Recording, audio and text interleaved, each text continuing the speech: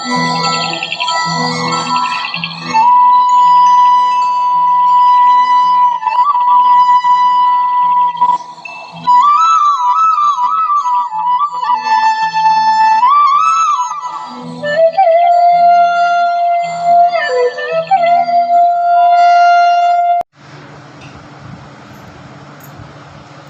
आपण बनवणार आहोत कोलंबीची चटणी. त्यासाठी लागणारं साहित्य: 7 ते 8 संतूर मिरच्या, 7 ते 8 लसणीच्या पाकळ्या, आलं, धणे, कढीपत्ता, त्रिफळ 7 ते 8 घेतली आहेत, एक ओल्या खोबऱ्याचं नार किसून घेतलं आहे, कवट, अर्धा कांदा, थोडीशी कोथिंबीर आणि ही कोलंबी साफ करून घेतली. आता आपण मिरची हे सगळं 10 मिनटं पाण्यात भिजायला ठेवू. मिरच्या नरम होण्यासाठी 10 मिनटांनी आपण याचा मसाला बनवू.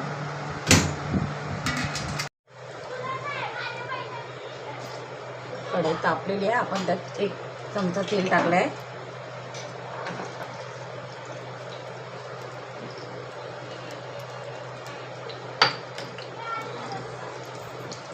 लसूण टाकते,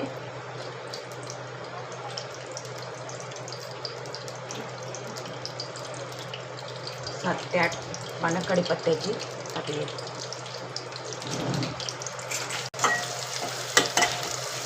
सरशी व्हायला द्यायची. कांदा टाकायचा नाही, लसणी आणि कढीपत्त्याची फोडणी द्यायची.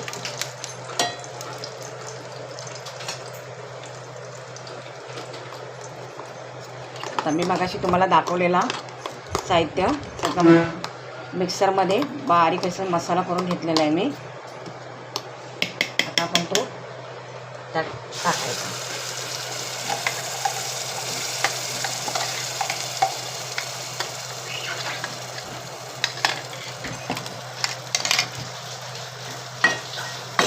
चांगला परतून घ्यायचा. 7 ते 8 कोकम टाकलेत मी त्यात. आणि त्यानंतर मी एकदम स्वच्छ केलेली कोलंबी टाकते. व्यवस्थित अशी परतून घ्यायची. सुकी पाहिजे तर सुकी बनवा, रस्सा पण होऊ शकतो याचा. पाणी टाकलं तर रस्सा होऊ शकतो. पण आपल्याला चटणीसारखी बनवायची सुकी.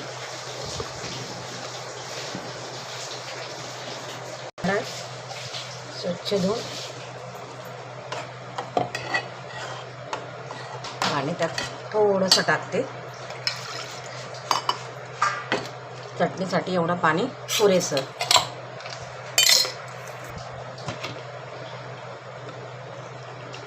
चवीप्रमाणे मीठ टाकते त्यात आणि मंद गॅस करून 15 मिनटं ठेवायचं. मंद गॅसवर करून घ्यायची कोलंबी, तरी पण छान येते.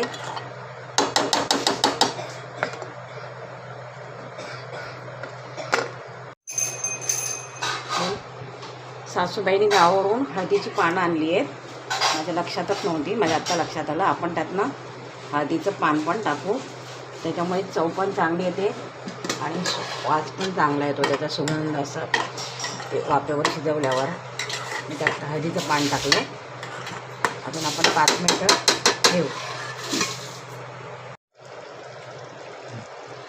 अशा पद्धतीने आपली कोलंबीची चटणी अशी मालवणी पद्धतीची तयार झालेली आहे. आपण आता त्यात गॅस बंद करून वरून अशी कोथिंबीर बारीक चिरलेली टाकू.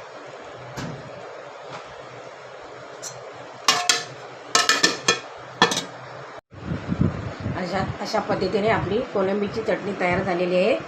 मालवणी पद्धतीची बनवली आहे. तुम्ही पण करून बघा.